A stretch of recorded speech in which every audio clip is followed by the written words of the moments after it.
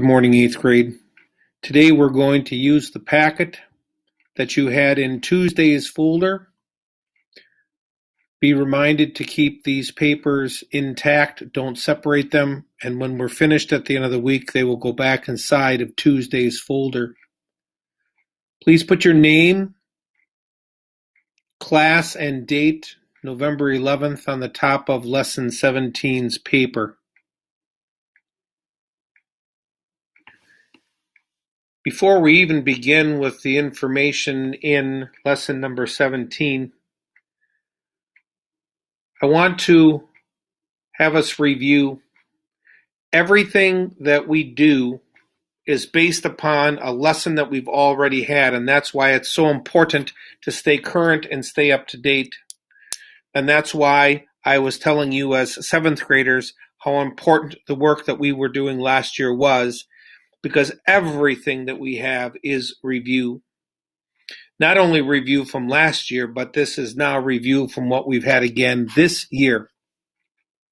I want to look at these sentences, and I am going to be able to pull apart everything in these sentences by using a previous lesson from the past weeks.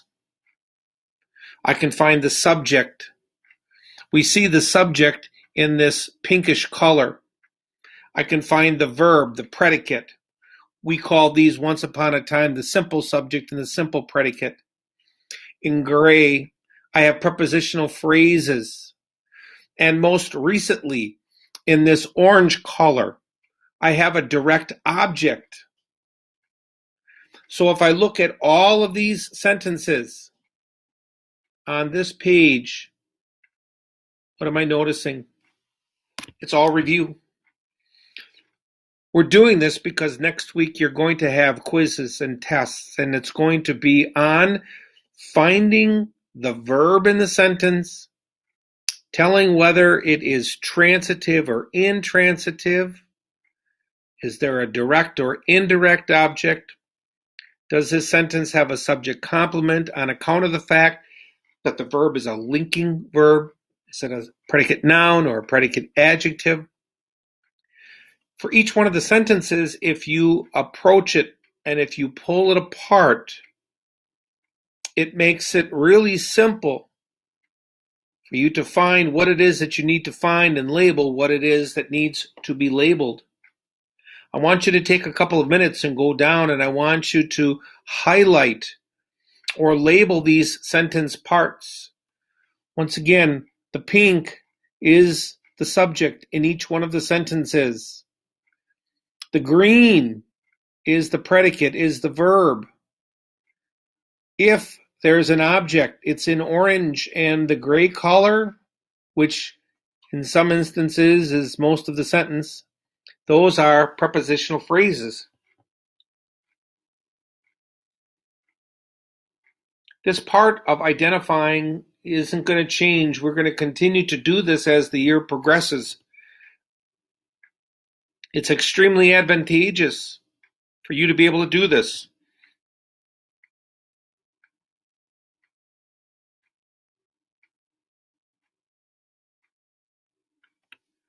And now that we've got these things labeled, we can go back and we can take a look and we can see what kind of verb, what is the tense found in the sentence. Today, I have present tense or I have past tense.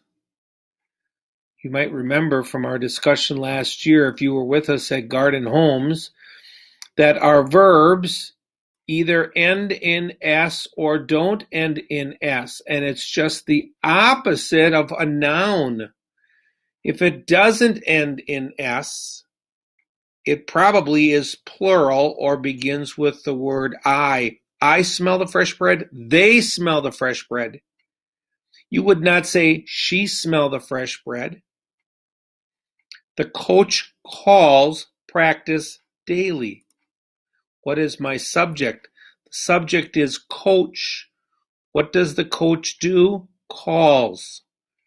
Singular, verb ends in S. I or plural, it does not end in S. Again, he, she, or it also applies. We call these pronouns, and we'll review these later on this year. Present tense does not end in ed. Present tense does not have a helping verb in front of it like will or shall. Past. Do you notice these past tense verbs all have the same subject? What is the same suffix in these verbs smelled and called? They end in ed. That is a giveaway for a regular verb being in the past tense. After Thanksgiving, we'll have the opportunity to take a look at irregular verbs like hit. I don't say hitted. These words are regular verbs: smell, smelled, call, called. When they end in ed, they are the past tense.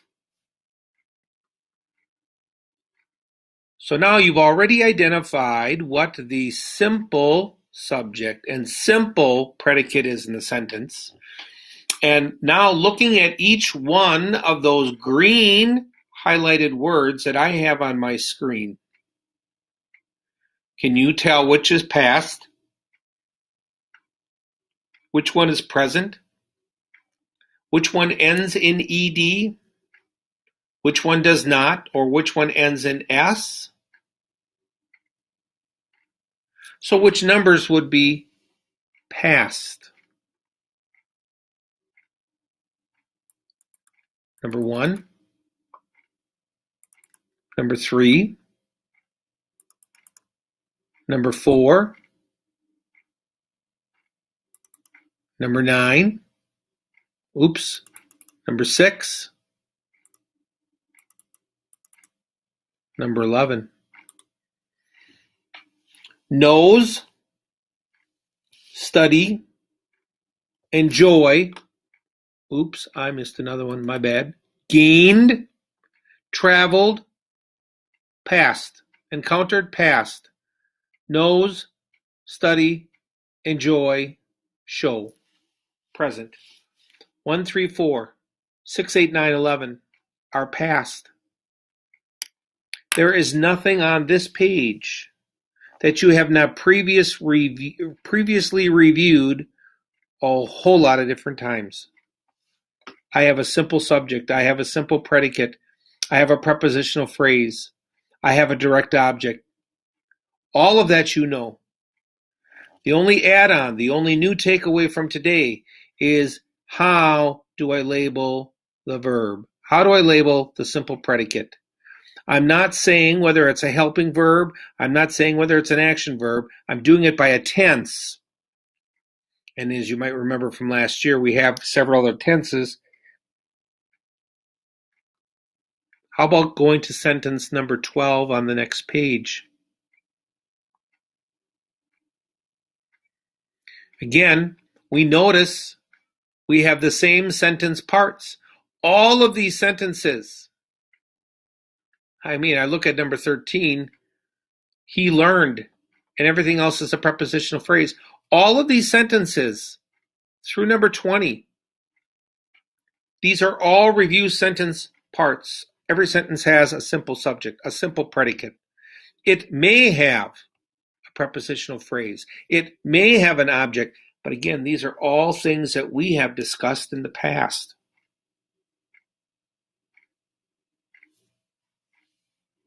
Now look down at these sentences.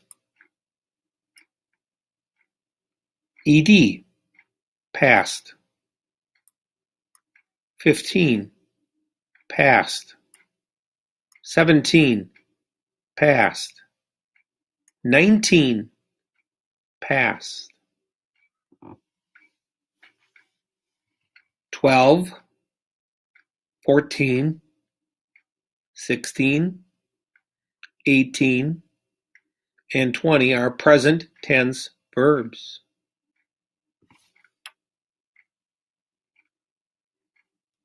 I have several takeaways from today. Number one, most of what you do on a day-to-day basis is review. Why is it review? Because all sentences contain these main parts. We've studied them. We're going to continue to review them. My new review takeaway from today is some verbs are present, some verbs are past tense. And when I see them in the sentence, I need to be able to say it is present or past. That's as far as we're going to go for today. Again, if you need to, you can go back and you can label these sentence parts or highlight them if you didn't get a chance to do that as we went through. Also, label these on the blank, whether they're past or present, and then we will continue tomorrow reviewing these verb tenses as well as the other parts of the sentence in preparation for our review quizzes next week. Enjoy the rest of your day.